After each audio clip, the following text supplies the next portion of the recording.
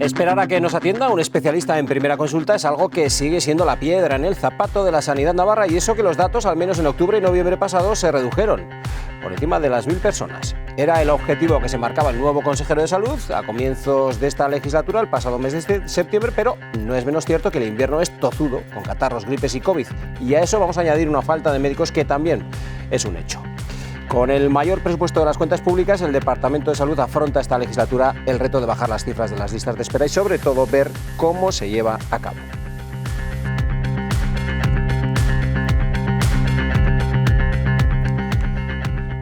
¿Qué tal? ¿Cómo están? Muy buenas noches. Bienvenidos a El Dilema de este miércoles, donde vamos a abordar esta situación que padece nuestra sanidad, estos altibajos que tiene las listas de espera, que es, como decimos, uno de los caballos de batalla para esta legislatura en cuanto a la sanidad navarra. Y hablaremos también de ese primer traspié que tuvo la ley de amnistía ayer en el Congreso de los Diputados, con el voto en contra de uno de quienes la proponían como tal, el partido de Junts, que al final votó en contra y vuelve de nuevo a dar un paso atrás en la tramitación, pasando a la Comisión de Justicia. Hablaremos de todo ello, de cómo vienen dadas en este sentido las cosas. Comenzamos.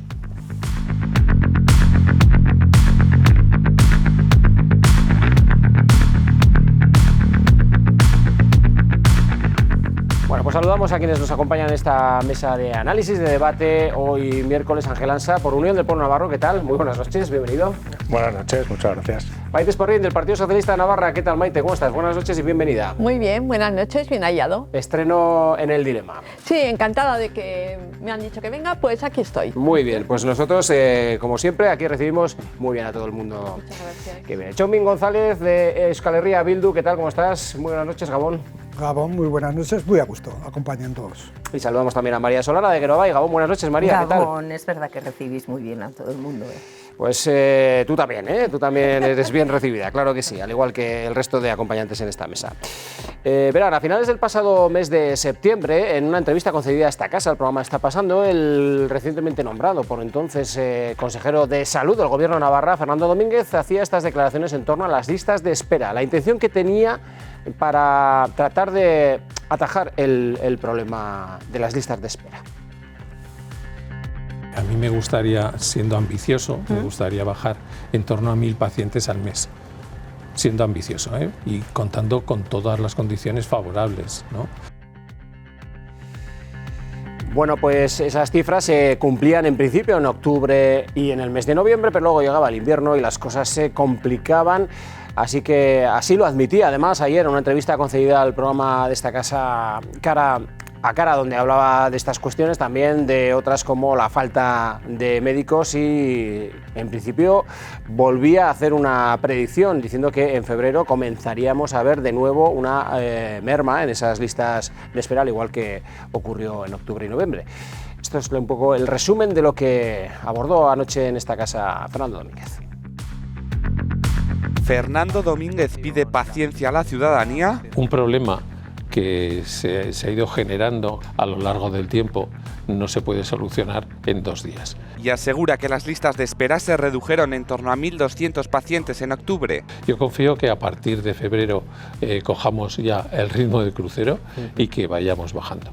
Con en torno a 60.000 pacientes esperando una primera consulta, señalaba el consejero que aumentará la contratación de profesionales y continuarán las derivaciones a la sanidad privada si es necesario. Yo confío que podemos volver a hacer que el ciudadano, sobre todo, se sienta orgulloso de la sanidad navarra. Precisamente es la falta de médicos uno de los problemas que acusa la sanidad pública en especialidades como ginecología, dermatología o radiología en plazas de difícil cobertura. Que se trata de conseguir que el médico sea médico del sistema y no solamente de un hospital. Hacen falta profesionales en Tudela o en Estella que podamos recurrir a los profesionales del hospital universitario. Aunque negaba que faltasen médicos por temas salariales. Mucha población necesita más cuidados que atención médica. Aboga también por un cambio en la atención primaria, especialmente en el medio rural, con una población altamente envejecida. Es rigurosamente falso. O sea, los médicos no se van a otras regiones a trabajar porque se les pague mal. Cuando acaban, pues se quieren acercar a sus orígenes, ¿no? Y concluía señalando que uno de sus retos es fomentar la formación universitaria de atención primaria, ya que es la puerta de entrada al sistema de salud. Bueno, pues muchas cuestiones las que abordaba anoche Fernando Domínguez en esta casa. Bueno, vamos con las listas de espera, por arrancar con alguna de ellas, ¿no? Tras ese bache que teníamos en diciembre y enero, porque parecía que las cosas entre octubre y noviembre pues iban mejorando. Es cierto que luego entramos en el invierno y las cosas se complicaron. No sé si por las cuestiones relativas al invierno, porque siempre hay más personas con virus respiratorios, etcétera, todo lo que viene derivándose de esa circunstancia, o porque es una cuestión quizás más estructural, que no lo sabemos, señor Ansa.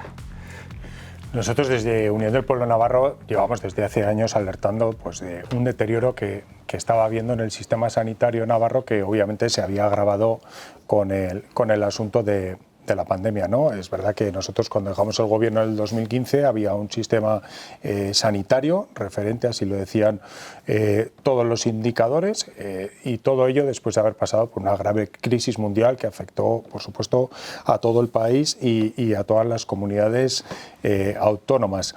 Escuchábamos ayer al consejero Domínguez al poco de tomar posesión. Reconocía ese problema grave que hay con las listas de espera, hablaba de intentar reducir, en un caso óptimo, unas 1000 personas.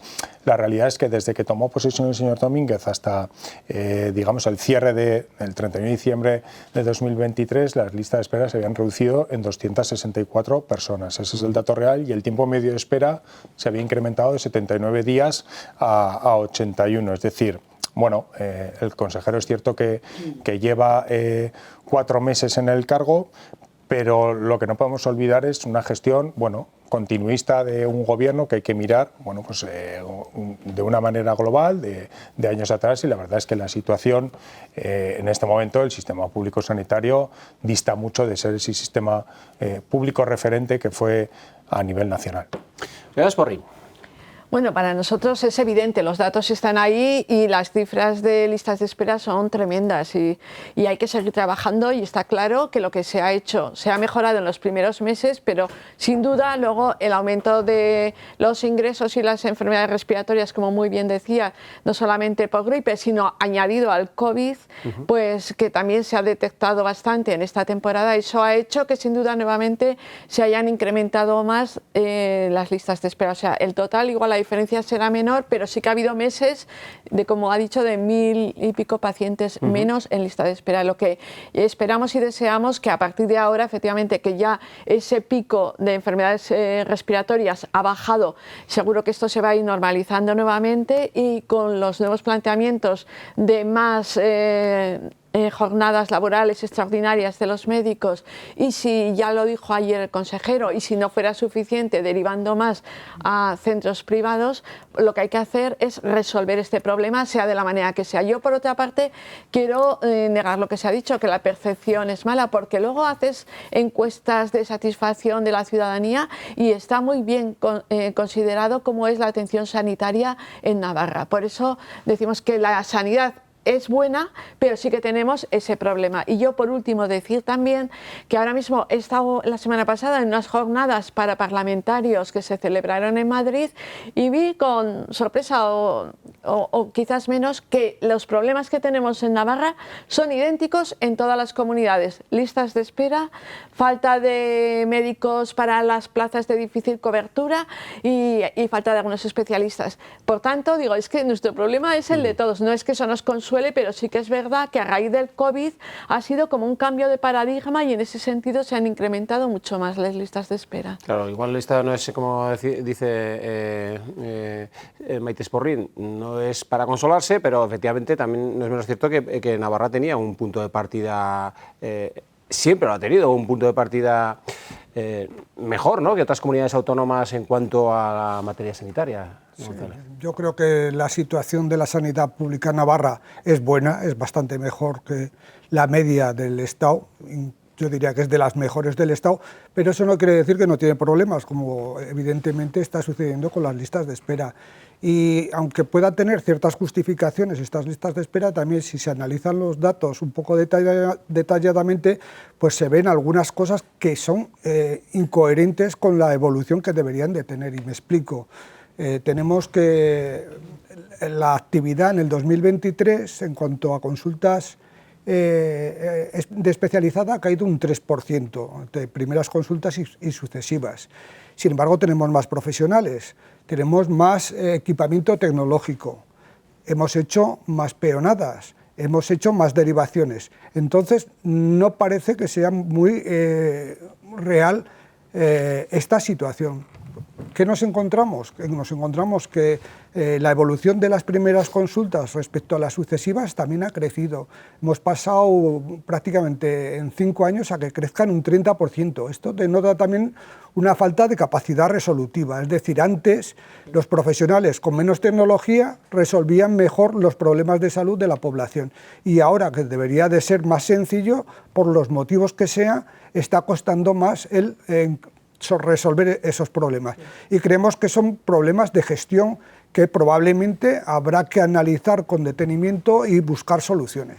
No sé si está de acuerdo, señora Solana, con esto último. Pues en buena parte sí, y es lo que venimos defendiendo desde Geroa Bai, antes incluso de coger la responsabilidad de dirigir el Departamento de Salud otra vez en esta legislatura, digo, porque el señor Domínguez, sí, además, él mismo fue quien dirigió ese departamento entre el 15 y el 19, luego conoce bien la consejería, el departamento y la labor a desempeñar. Y tenía para entonces detectados, para el final de aquella legislatura, muchos problemas en el sentido que apuntaba el señor Domínguez, y yo creo que fue el punto de partida para esta nueva legislatura y para este mandato, y su compromiso ha estado enmarcado en esos términos, y lo decíamos, y había quien no lo entendió bien e incluso se molestó y se ofendió. Es decir, no es cuestión de tener más presupuesto o de tener más dinero destinado a contratar más médicos. Pero lo tiene, si es que lo tiene el departamento. Claro, porque hace falta, es necesario y es una de las prioridades del Gobierno de Navarra,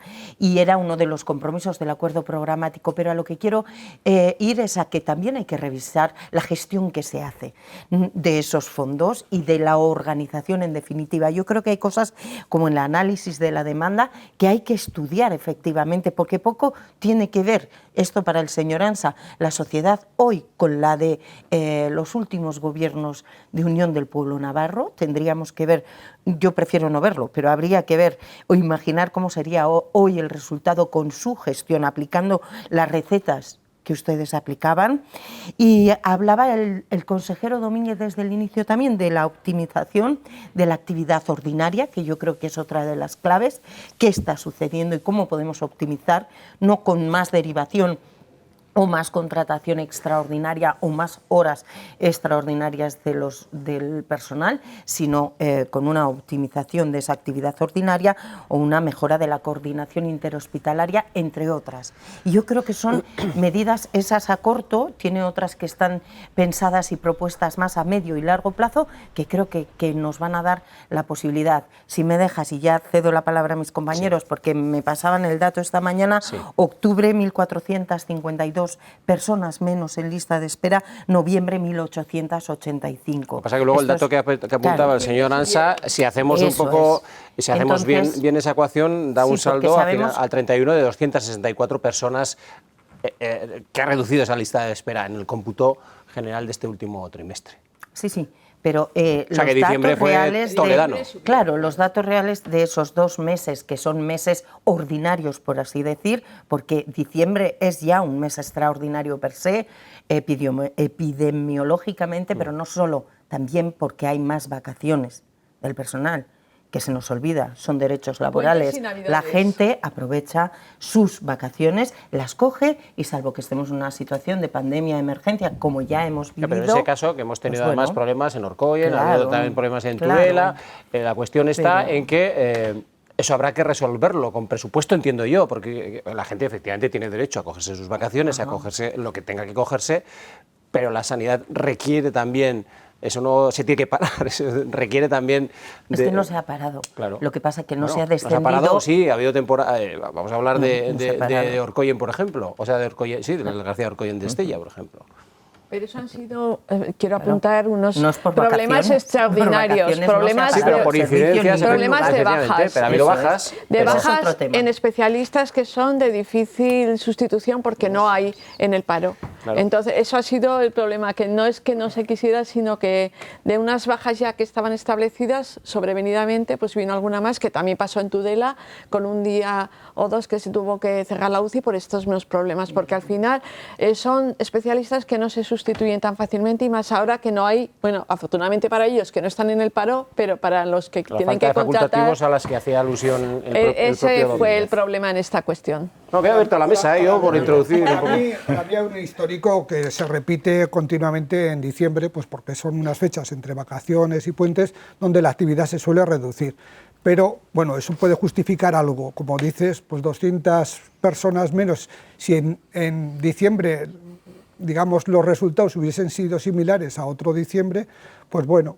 Pero se ve que hay una tendencia a que se para la actividad por distintos motivos. Creo que hay una coincidencia de efectos y, por un lado, probablemente la explicación sea los días festivos, pero por otro lo que denota es que la organización de atención especializada tiene que mejorar mucho, porque se pierde. Estamos teniendo consultas que se pierden, estamos teniendo, digamos que unos niveles de actividad más bajos que los que se tenían anteriormente, y eso denota algo. Lo de las listas de espera lo que denota es la pérdida de capacidad resolutiva que tiene el sistema para atender las necesidades de la población, y eso hay que corregirlo. ¿Y cómo se corrige? Pues probablemente elaborando protocolos claros. Uno, si analiza los grupos relacionados con diagnósticos, es decir, las patologías que atiende la sanidad pública navarra a lo largo de los últimos años, ve que son similares. Es decir, sabemos lo que le pasa a la población, sabemos más o menos los recursos y las necesidades que van a necesitar, y sin embargo, atenderlos cada vez nos está costando más. Y probablemente haya problemas de falta de estabilidad en las plantillas, pues porque ha coincidido todo el proceso de estabilización de plazas, y eso ha afectado de una forma importante. Una rotación alta hace que la eficiencia sea menor, pero creemos que después del tiempo que se lleva es hora de poner remedio. Creo que hoy mismo salía en prensa que el Ministerio, que Madrid, el Gobierno de Madrid iba a eliminar la tasa de reposición. Bueno, pues puede ser un paso adelante, porque si no tenemos unas plantillas adecuadas a las necesidades asistenciales de la población, difícilmente vamos a garantizar esa atención. Lo que es una realidad hoy en día es que hay más de 65.000 navarros esperando que le atiendan en esa lista de espera. Yo quiero, vamos a hablar mucho de datos porque yo creo que hay que poner blanco sobre negro. Por ejemplo, si hacemos una comparativa con el año 2014, cuando era ese gobierno de UPN al que tanto criticaban, había 20.000 navarros menos en lista de espera. Y el presupuesto que hay ahora, comparando en salud con lo que había en el 2014, ahora mismo hay más de 400 millones de euros. Es decir, tenemos un sistema con unos profesionales sanitarios que son, con respecto a esa etapa, tenemos unos profesionales sanitarios son magníficos. Aquí hay un problema clarísimo de gestión, de la parte de gestión de los equipos directivos. Se ha visto en los últimos años como hay una ineficiente gestión de los recursos públicos, porque yo voy a dar algunos datos más. Lo que se demuestra es que el simple hecho de tener más presupuesto no significa que se hagan mejor las cosas. Y yo voy a dar dos datos en cuanto a dos medidas que se han tomado y que se habla mucho para el tema de la lista de espera. En primer lugar, lo que serían las horas extras en actividad. Para el 2023 o en 2023 había presupuestados 18 millones de euros. El Gobierno de Navarra al final se gastó 31 millones de euros en horas extras. Y yo quiero recordar que en 2014 el gasto en horas extras de salud en el gobierno de UPN, que tanto se criticaba, era de 3,1 millones de euros. Es decir, se ha multiplicado por 10 el gasto en horas extras. Y en segundo lugar, lo que son las derivaciones a la sanidad privada, que era también esa famosa fórmula endemoniada que le decían a los gobiernos de UPN, sobre todo esos defensores de la sanidad pública que se pegaban golpes en el pecho. Bien, pues en 2023 el gobierno se gastó 11 millones más que el gobierno de UPN en 2014. Y para el presupuesto de 2024 esa partida se ha incrementado en otros 8 millones de euros, es decir, 19 millones de euros más en derivaciones a la sanidad privada que el último gobierno de UPN. Es decir, aquellos partidos que venían como defensores de la sanidad pública, que solo se tenía que hacer lo público y que criticaban tanto a UPN, resulta que son los que más están gastando en derivaciones a la sanidad privada. Los tenemos aquí, esos dos partidos los tenemos aquí. Sí, entonces, por lo menos son datos a mí me gustaría son reales, yo no, te dejo ahora, Txomin, que a mí me gustaría que por lo menos haya un poco de coherencia con lo que se utilizaba entonces para atacar al gobierno de UPN, que esas eran, como digo, esas críticas a las horas extras, que, como digo, se ha multiplicado el gasto por 10, y la derivación a la sanidad privada, que se ha incrementado en 19 millones de euros ese gasto. Por lo menos un poco de coherencia con lo que se criticaba al gobierno de UPN y lo que se hace ahora, y además con unos resultados que no son nada buenos a día de hoy. Yo creo que, para mí son datos reales, en el sentido de que, bueno, en 2014 no terminó el mandato de UPN, que fue en el 2015, y tenían 54.000 personas en lista de espera, y habían empezado en el 2011 con 14.900. Es decir, había crecido un 300 y pico % en la lista de espera. Pero eso no evita, para que sea real, ese deterioro o esa, digamos, esos problemas para atender la asistencia de los navarros y navarras. Y para mí es claro, es decir, ¿qué pasó en el 2014, en el 2013, en el 2015? Bueno, pues se redujo el presupuesto en salud de una forma drástica. Pues bueno, de casi 1.000 millones en el 2011, 1.006 millones creo que era el presupuesto, se pasó a 853 en el 2013. Es decir, tuvieron menos dinero, pero porque ellos voluntariamente lo retiraron, lo dejaron en otros sitios, pero en salud lo decidieron quitar. Eso ha provocado que la situación en la sanidad pública de Navarra todavía se deteriore más. Pero desde luego la habilidad de los distintos gobiernos para encauzar esos problemas ha sido, yo creo que mejorable. Sí, enseguida, señora Solana, que van a tener tiempo para hablar. Bueno, es verdad que son muchos los aspectos que pueden estar influyendo en este incremento de listas de espera. Ayer lo dijo el consejero también. Una de las cuestiones que hay que tener en cuenta, que hay personas que igual están en como primera consulta, y son personas que están en distintos departamentos y constan como primero en varios, con lo cual ahí hay que depurar bien las listas de espera. Luego, a veces también, cuando hay personas que irresponsablemente no pueden acudir por lo que sea, no digo que no sea justificado, pero no avisan que no van a venir, pues huecos que se van quedando ahí, que no se llenan, que podían haber sido estupendos para otros. Luego también es la manera de trabajar. Según van pasando los años, yo por lo menos que trabajo en la sanidad, me doy cuenta que contra más exploraciones y más cuestiones hay para hacer, más se hacen, ¿no? Cuestiones que antes se diagnosticaban pues igual con una simple ecografía o una radiografía, luego se acaba haciendo un TAC, se acaba haciendo una resonancia magnética y a veces incluso un PET u otras exploraciones posteriores. Quiero decir que también lo que se genera en cuanto a ocupaciones de listas y ocupación y aumento de trabajo, el mismo desarrollo de la sanidad le está conllevando un poco a eso, ¿no? De ahí también tienen que ser los criterios médicos los que únicamente decidan qué es lo que se hace y qué no, porque eso también incrementa muchísimo el gasto en la atención. Pero es verdad que luego también los médicos se agarran a la litigiosidad que se va incrementando, pues contra más pruebas tengas, más seguro estás en los diagnósticos y llegarás a un error mucho menor, sin duda, ¿no? Pero bueno, hay que compaginar un poco eso y que tampoco eso nos acabe desbordando y acabe siendo inasumible. Y luego, por otra parte, yo recordar que, aparte de lo que se ha nombrado, la tendencia que cuando gobernaba UPN ya iba ascendiendo, el COVID ha sido lo que nos ha cambiado en la manera de la atención fundamental, y ha sido no solamente para atención primaria, sino para especializada, lo que ha supuesto un incremento tremendo de la que son los datos de lista de espera, pues por el cambio de paradigma, la manera de trabajar o lo que sea, pero desde luego ha influido determinantemente. La gestión a la que aludía el señor González. Solana, sí. Al señor Ansa, sobre todo, es que hacemos unas comparaciones que me parece que nos llevan a error, y si eran 1.000 millones en 2011, evidentemente 1.000 millones en 2011 valían más que valen hoy. Valían más que valen hoy. Digo, porque también tenemos que actualizar estas cuestiones. Entonces, desde luego se contrataba a más gente con esa cuantía, aunque sea muy similar a la que podamos tener hoy en el presupuesto de salud. Es así, por el puro costo de la vida y la carestía misma, que no se nos escapa a nadie en todos estos años cómo ha podido modificarse.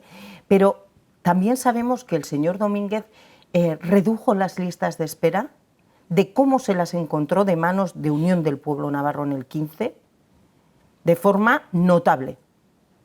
Esto es lo que tenemos que tener encima de la mesa para hablar de la, no sé, labor que pueda desempeñar el consejero. No los 4 meses, tuvo 4 años de descenso de listas de espera que venían disparadas, lo ha dicho el señor González, con unas cifras de 50 y tantos mil pacientes en lista de espera a finales del mandato de Yolanda Barcina. Es que eso es real. Eso es real. Entonces, escuchar a UPN hablar de, no sé, una Navarra que parece que solo ellos han conocido y los demás no la hemos vivido, la vivimos y la sufrimos y la padecimos, porque también fuimos pacientes en lista de espera e ingresados en aquel hospital, en aquel complejo que no era universitario entonces para la universidad pública, si lo era para el alumnado de la Universidad de Navarra. Porque eso también quiero poner en valor. No es solo si ha habido más o menos derivaciones, porque no se dice si ha habido más, se dice si se ha gastado más, pero sin mantener una proporción de la carestía que apuntaba. Y aparte de eso, no es que no se vaya a derivar, nadie ha dicho que no se va a derivar, pero no solo se va a derivar, o no va a ser la medida estrella ni la única medida, como en muchos momentos Unión del Pueblo Navarro utilizó. Entonces, si esa medida de las derivaciones va en un listado, yo la he colocado al final, de un listado en el que puedo mencionar 3 cuestiones más, 4 cuestiones más, 5 que están por delante y van acompañadas de otras medidas también a largo, de un otro tratamiento al paciente crónico, de una otra disposición de equipos, de un otro trato y ocupación de la enfermería y de cuestiones como la telemedicina, esperamos que haya que derivar menos, porque el objetivo sigue siendo el mismo, derivar menos. Luego la coherencia, en el caso de Oderoa, desde luego, es absoluta. Señora Ansa. Sí, varias cosas. Yo vuelvo a reiterar, ¿no? Más de 20.000 navarros comparando con ese entonces en lista de espera. Yo lo que he dicho antes, una crisis mundial, económica, afectó a todos los países. Yo quiero recordar que en aquel año Navarra fue la segunda comunidad que más invirtió per cápita en salud. Es decir, se mantuvo ese gasto. Claro que hubo ajustes presupuestarios, pero en todas las comunidades. Pero Navarra se mantuvo como la segunda comunidad que más invertía per cápita en materia de sanidad y dejó un sistema sanitario referente en salud.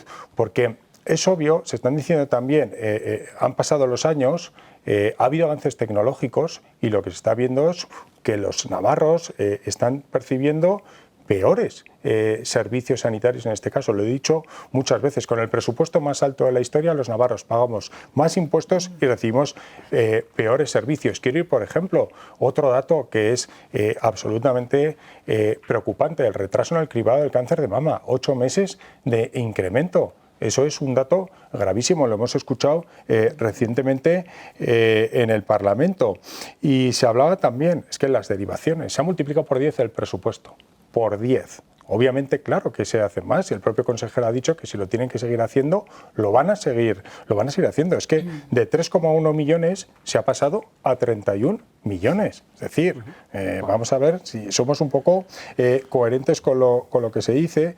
Y cuando se habla aquí de, bueno, el trabajo que hizo el consejero Domínguez, yo quiero decir, quiero recordar lo que le decía, por ejemplo, la señora Chivite cuando era la portavoz de Sanidad en la oposición, en la legislatura del 15 al 19, lo que le decía al señor Domínguez sobre la lista de espera. Le decía que había traído un plan integral y que los resultados no habían sido los esperados y que no hiciese autobombo.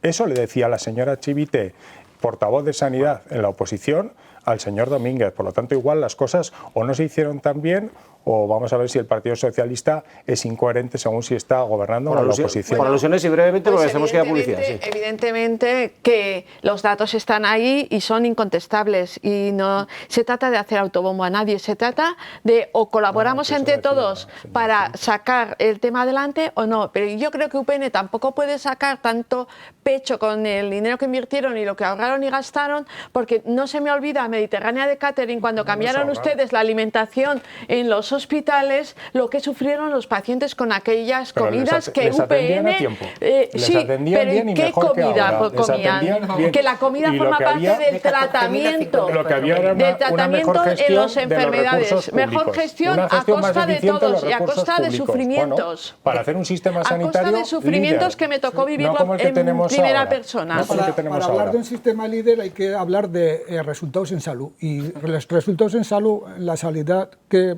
desarrolló UPN, hay pocos datos que hayan empeorado. Normalmente han mejorado, con lo cual no se podría discutir. Y luego, en cuanto a los servicios sanitarios que tiene Navarra respecto a los que tenía, también hay que discutir. De los, creo que son 296 servicios o unidades de referencia a nivel estatal, en Navarra no hay ninguno.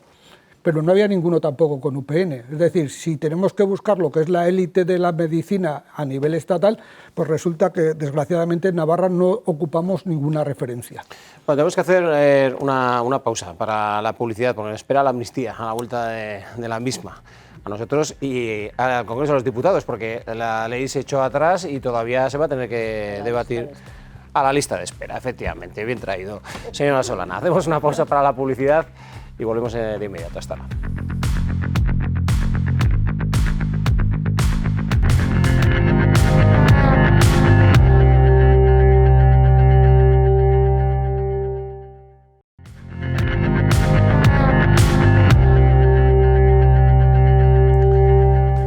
Pues estamos en este dilema de hoy miércoles, miramos al Congreso de los Diputados, desde Navarra se mira además al Congreso de los Diputados para ver cómo van las cosas en torno a la ley de amnistía, que ayer recibía pues el primer traspié tras echarse atrás con los votos de Junts, que precisamente era uno de los partidos soberanistas que había pactado con el gobierno esta ley. Vamos con un breve resumen de lo que se decía ayer en el Congreso. Empezó siendo corrupción, ahora ya acoge terrorismo y, quién sabe, en breve será alta traición. Un tenso debate de reproches al gobierno. La verdad es que hoy el gobierno va a humillar el Estado de Derecho y la Constitución española. Junts pretendía que la amnistía esté blindada y que los jueces tengan que aplicarla. Ustedes saben que esta ley tiene agujeros. Agujeros por donde la justicia prevaricadora española puede dejar la amnistía en papel mojado. Ataques al gobierno también por parte de los independentistas. Esta amnistía va de demostrar a Europa y al mundo la falta de democracia subyacente a las raíces del Estado español. Y desde el PSOE consideran que esta ley es la garantía de progreso. Queremos vivir en el 2024 y algunos se empeñan en volver al 2017. Una ley que no ha salido adelante y que volverá a ser debatida, pero con unas mayorías muy justas y el voto de Junts en mitad de la balanza. Bueno, pues el ministro de Presidencia y Justicia, Félix Bolaños, echaba en cara precisamente a Junts el haber hecho este rechazo con los votos del Partido Popular y de Vox, y pedía al Partido Soberanista Catalán que reconsiderase su posición.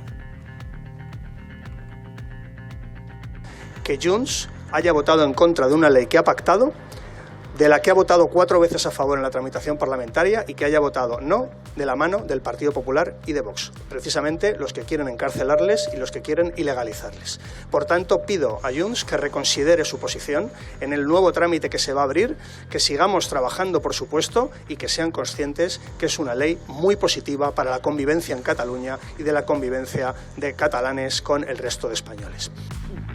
Bueno, pues era Arnaldo Otegi hoy quien tiraba por la calle del medio y pedía precisamente a todos los partidos que se llegara a algún acuerdo para mantener la legislatura y abrir los debates que interesan sobre todo a la izquierda abertzale.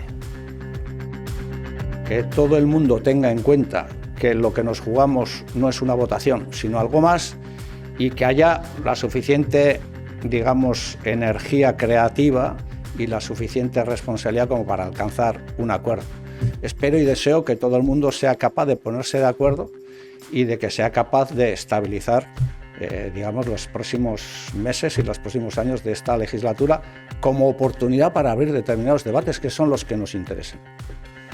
Bueno, era la presidenta, un par de testimonios más, el de la presidenta navarra, María Chivite, que defendía esta ley de amnistía.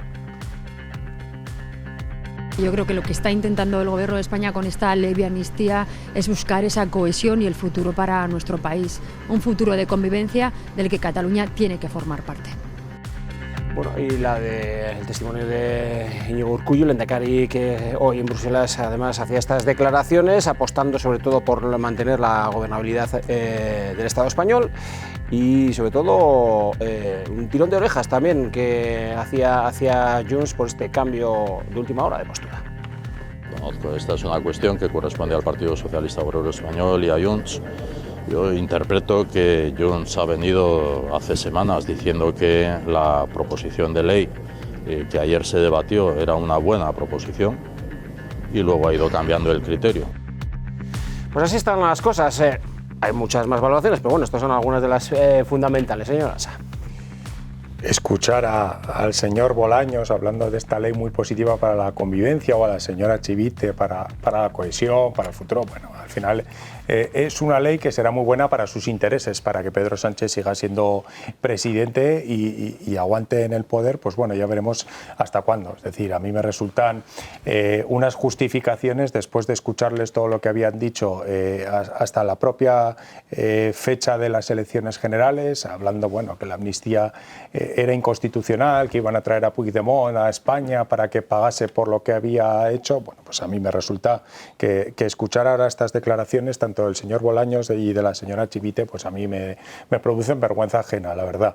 Pero bueno, es preocupante también escuchar ayer a los socios del Partido Socialista cómo hablaban de una justicia prevaricadora, sacaban nombres de jueces que, bueno, a mí me parece gravísimo, y que luego el señor Bolaños, como ministro de Justicia, en lugar de salir a defender la defensa del Estado de Derecho y la separación de poderes, poco menos que se arrodille a pedirles que apoyen esa ley. Pero también es cierto que criticó estas y defendió también el papel de la justicia, eso es cierto. Poquito he escuchado al señor Bolaños cuando luego sus actos están demostrando absolutamente lo contrario, y lo único que está deseando es pactar con estos socios que lo único que hacen es poner en cuestión esa separación de poderes y el Estado de Derecho, y lo único que quieren es una ley que básicamente amnistíe a su líder, que es el señor Puigdemont, para que pueda venir a España.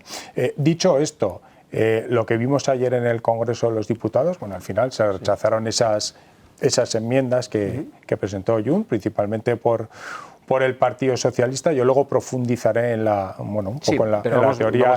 teoría que yo tengo, pero como digo, de esta entrada me resultan a mí preocupantes esas declaraciones tanto de la señora Chivite como del señor Bolaños, que, como digo, es una ley que va en su propio interés y no el interés general de los españoles. La convivencia, decía el señor Bolaños. Bueno, pues está claro que cada uno escucha lo que quiere oír y dice lo que quiere decir, como lo ha demostrado aquí el señor Ansa, porque fue evidente que el señor Bolaños, en esa misma exposición que usted ha puesto como ejemplo, en esa misma intervención yo le escuché decir que desde luego rechazaba frontalmente todas las voraces declaraciones que se habían hecho contra los jueces. Ahora lo decía a renglón seguido de esas declaraciones. Desde luego se demostraba el buen trabajo que han hecho los jueces. Podrás compartir o no alguna sentencia, pero eso no puedes tratar así a los jueces de ninguna manera, y nosotros lo rechazamos. En cuanto a la ley, yo tengo que decir que es una ley robusta, es una ley impecable, que se ha hecho dentro de los márgenes de la Constitución,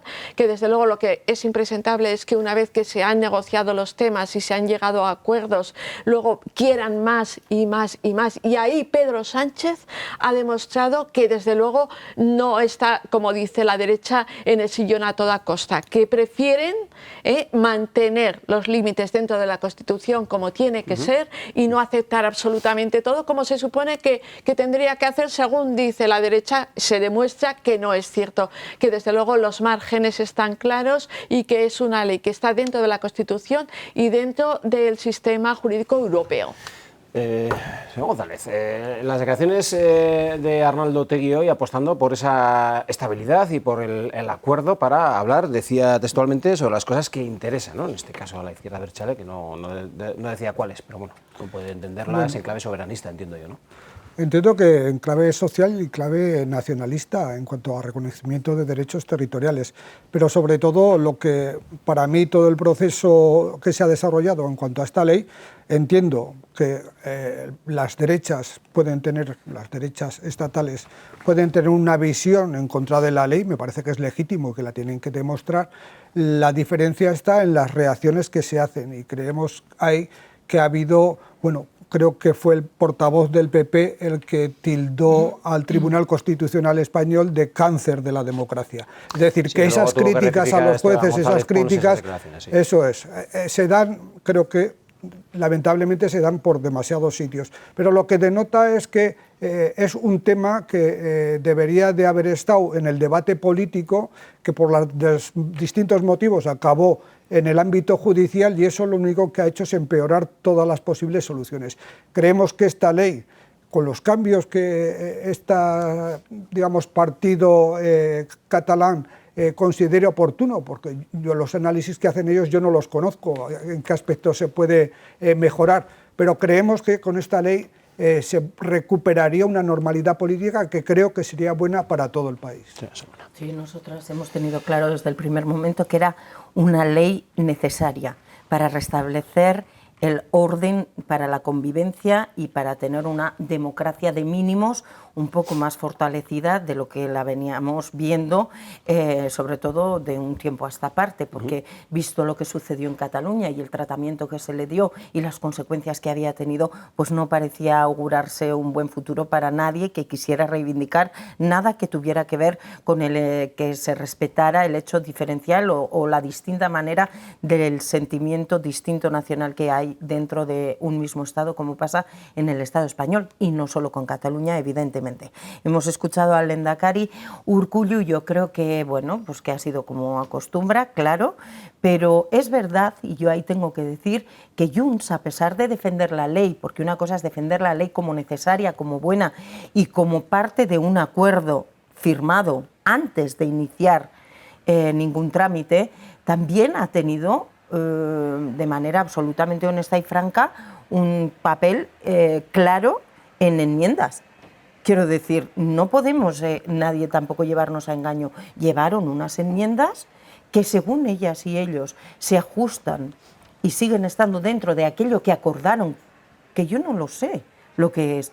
El señor Cerdán nos tendrá que decir que es quien se sentó a negociar allí, si es así o no es así.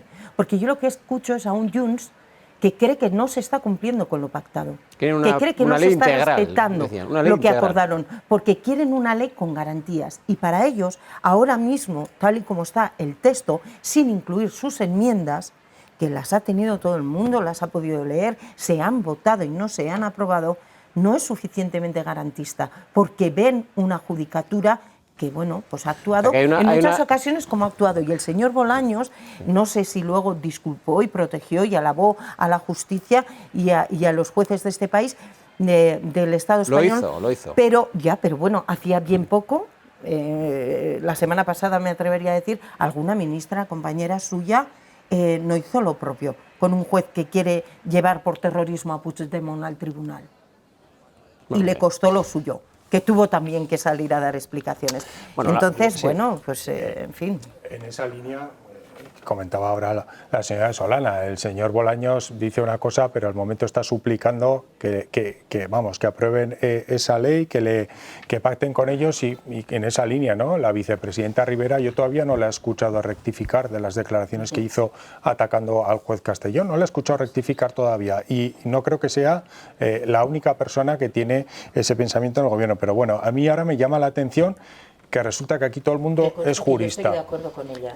La he puesto aquí en la palestra, sí, pero estoy de acuerdo. Pero bueno, el palo y la zanahoria se suele decir esto. No sé. Bueno, puestos, a mí me pareció, a mí como estaba diciendo... Yo estaba más de acuerdo con la ministra que con el ministro. Otra cosa es que... A mí, como estaba diciendo, me parece muy grave que una vicepresidenta de un gobierno de España, que supone que respeta la separación de poderes y el Estado de Derecho, haga unas declaraciones de ese tipo y todavía no las haya rectificado. Yo decía que me llama la atención que ahora todo el mundo es jurista, es decir, todo el mundo sabe que esta ley es impecable jurídicamente, perfectamente. Además, yo se la escucho a todos los socialistas, entiendo que está en el argumentario, en el decálogo, decir que la ley de amnistía es impecable jurídicamente. Es que la he escuchado ya... Robusta, también es la palabra que se ha utilizado últimamente. Todos son juristas, ¿no? Esto me lleva...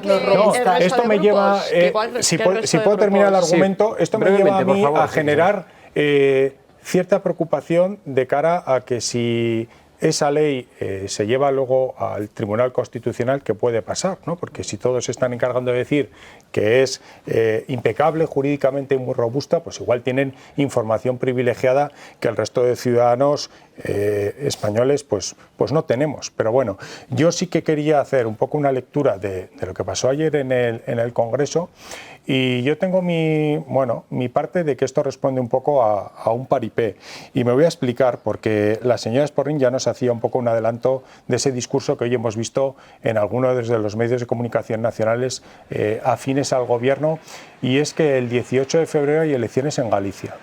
Y ese discurso de un partido socialista que ahora se presenta como, que no cede contra el chantaje de los independentistas catalanes, que se ha plantado, en 2 semanas tienen elecciones en Galicia, parece que las encuestas no le dan muy favorables, y ahora ese discurso, como digo, ya hemos visto hoy incluso en algunos medios de comunicación, como digo, afines al gobierno a nivel nacional, en algunos representantes políticos, y a mí esto me recuerda un poco a lo que sucedió en Pamplona, ¿no? Cuando en junio no hicieron alcalde al señor Asirón porque el 23 de julio había unas elecciones generales, el Partido Socialista no se atrevió entonces, y en diciembre los de Nunca Haremos Alcalde a Asirón, o los del Agur Asirón Agur, que aquí tenemos a la señora Sporrin, pues en diciembre hicieron una moción de censura para darle la alcaldía. A mí me huele lo mismo, y mi predicción es que dentro de un mes tendremos ley de amnistía aprobada. Yo, la verdad que me gustaría, si ya solo te falta sacar ETA a pasear, que es el argumento que siempre tenéis. Es que cuando no tienes nada que decir, tienes que sacar la moción de censura y patatín patatón. Mira, en cualquier caso, bueno, pues lo tienes en la punta de la lengua, como tú dices. No pongo en mi boca palabras que yo no he dicho, señora Sporrin. Yo tampoco he hablado de las elecciones gallegas, y tú has hecho en mi boca como si yo hubiera relacionado esto con Galicia. Sí, pero no en las circunstancias. Yo no he dicho nada, yo no he nombrado a ETA. Yo he nombrado a ETA. Pero es que no vamos a hablar ahora de estas cuestiones. Y que no tenía nada que ver con esta está bien que es el argumento que ha utilizado el señor Arantza, pero vamos a centrar un poco el tema. Además, nos quedan 4 minutos. No, pero lo que sí quiero decir, que desde luego a mí me pareció ayer tristísimo lo que pasó después de que, porque aquí una de dos, optas por la postura que tiene la derecha del alboroto, del ruido, lo vemos que están constantemente moviendo la calle, calentando cabezas, que es lo único que quieren, a ver si así sacan algo de rédito de la situación que se está viviendo. A mí me pareció tristísimo, porque en vez de optar por el diálogo, por el consenso, por intentar alcanzar acuerdos y por respetarnos los unos a los otros, porque este país, como nuestra comunidad, es plural y diversa, y eso la derecha no lo entiende, solo entiende lo suyo, y que ellos solamente están en posibilidad de gobernar, y si no gobiernan ellos, todo lo demás no vale, todos los demás estamos fuera de lugar, todos los demás ocupando espacios que no nos corresponden, y no lo podéis soportar, y ese es el problema que tenéis, y de aquí se trata, de o seguimos en esta senda con un gobierno progresista, con unas políticas que piensan en toda la ciudadanía, en subir los salarios mínimos, las pensiones, etcétera, etcétera, o queremos que gobierne la derecha. Nos quedan 2 minutos y medio para hacer una conclusión final. Señora Solana, ¿quiere aportar algo brevemente? Una última conclusión. Venga, adelante, por favor. No aportar, faltaría más. Adelante, venga. Hoyo o el caos tampoco puede ser, siempre, porque se le dice a la derecha que es así, pero también en buena medida el Partido Socialista tira demasiadas veces de este argumento y de esta circunstancia, porque se dice o hacemos bloque y paramos a la derecha, o si no la alternativa ya sabemos cuál es. Bueno, entonces tampoco todo puede ser hoyo o el caos. Entonces, dentro de eso no se preocupe, señora Sporrin, que van a tener sus compañeros y compañeras tiempo para seguir dialogando y seguir buscando acuerdo, porque la ley vuelve a comisión. Entonces, por supuesto, que se siga dialogando y se siga buscando el acuerdo. Y si se cumple lo pactado, pues mejor que mejor. Y yo el otro día decía, espero que sea antes que tarde, que el señor Puigdemont pueda volver a Cataluña y pueda dar un paso adelante toda la circunstancia y podamos entre todos y todas superarlo de una vez también. Entonces, bueno, señora Solana, tenemos que terminar. Sí, creo que es importante superarlo con diálogo y con acuerdo. Señor González, 30 segundos. Decía el señor Arantza que decimos los partidos que apoyamos a este gobierno, que decimos que es constitucional, que a ver qué información tenemos. Yo lo que les pediría a los que están en contra de esta ley es un poco lo que decía el catedrático de Derecho Constitucional Pérez Royo, que nos digan qué artículo consideran que es inconstitucional de esta proposición, qué párrafo, qué parte de esta ley consideran ellos que no es constitucional y por qué dicen que no es constitucional. Pero no dicen nada, simplemente dicen, no, la ley es inconstitucional, la igualdad, no sé qué. Para mí es evidente que hay una postura maniquea que lo único que intenta es torpedear esta legislatura y evitar que el gobierno que hay ahora dure la legislatura entera. Por cierto, hablando del Tribunal Constitucional, ahora terminamos, hay que decir que el Pleno del Tribunal Constitucional, esto por hacer un paréntesis, sí, ante un recurso que llevó Vox contra la gestión del ingreso mínimo vital por parte del País Vasco y de Navarra, bueno, pues ha avalado precisamente la decisión, bueno, lo que se adoptó, ¿no? Que sean estas dos comunidades autónomas quienes lleven a cabo esta gestión Pues y ha recibido mucho. el aval del Tribunal Constitucional. Estamos terminando, señora Sporrin, adelante. Bueno, pues me alegro muchísimo de esta circunstancia porque el ingreso mínimo vital va dirigido a los que menos tienen. Y sí que bueno, Vox... pero por centrarlo, era simplemente un apunte, ¿eh? Pero por centrar el tema de que nos trae aquí, lo que es la ley de amnistía. La ley de amnistía, en decir que nosotros vamos a intentar volver a dialogar y esperamos y deseamos alcanzar consensos. No a cualquier precio, se ha demostrado y en esa línea vamos a seguir. Señora Sá, terminamos. Bueno, pues estamos viendo cómo el Partido Socialista, con tal de seguir el poder, es capaz de renunciar a todos sus principios. Señora Sporrin, por favor. Sí, repito, que como digo, el Partido Socialista, pues con tal de seguir en el poder, es capaz de renunciar a todos los principios y basar su política en la mentira. Como vemos, queda a la merced de lo que quiera la derecha de Junts y desde luego que hablar de políticas progresistas de la mano de un partido de derechas como Junts con ese discurso xenófobo, cuando solo está pensando en llevar a cabo su proyecto independentista para Cataluña, pues es imposible y es mentira. Bueno, pues hemos terminado. Les agradezco el debate, el análisis, los datos y bueno, pues como siempre me gusta decir, el fair play que ha habido y el encaje de ideas y de diálogo que ha habido en esta mesa, como siempre. Gracias, de verdad. Buenas noches. La próxima semana más. Ya veremos con qué temas, pero últimamente son muy recurrentes, pero en cualquier caso son necesarios abordarlos. Nada más. Tengan una feliz semana.